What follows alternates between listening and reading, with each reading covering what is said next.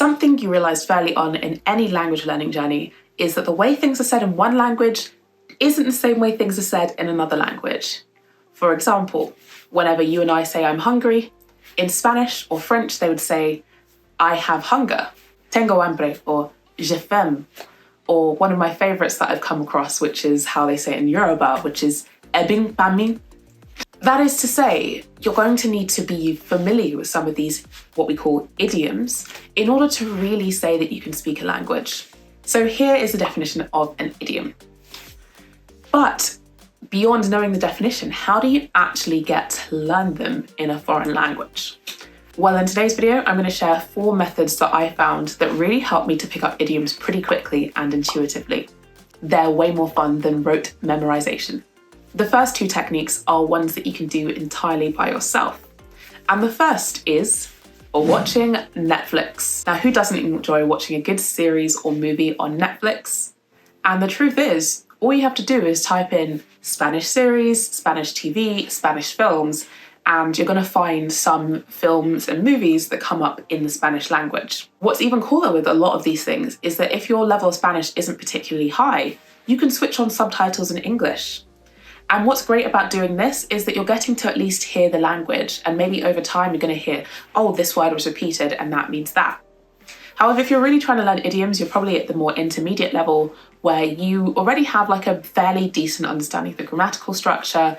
Maybe you don't always distinguish words, but you're able to recognize phrases and apply them yourself.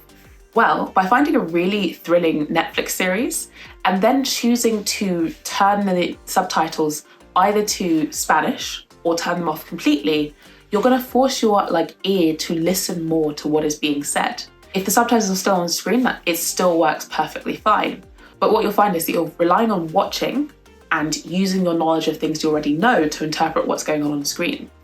Now, in my case, I ended up watching quite a few Mexican series, so I ended up starting to pick up on Mexican pieces of slang, Mexican idioms, but that was super fun because you now are able to imagine how people might use something in real life. So if you're hanging out with friends or meeting new people, you just feel like you're going to feel that much more at ease because you've had some experience.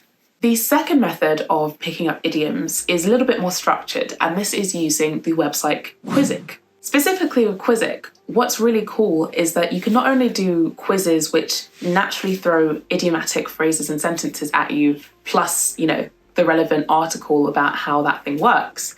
But if you're specifically only wanting to focus on idioms, you can go over to the library section of their site and go to the idiom section, and then you can see a whole menu of idioms, and it's literally explained, is it only used in Latin America? Is it used in mainland Spain as well? How does it work? Plenty of examples, everything that you kind of want when you're trying to get a grasp of a new concept. The third resource I'd recommend is one-to-one or group lessons. So this is the physical context of being in a language lesson with someone, or if you're using something like italki, having a Zoom call with someone to have a lesson.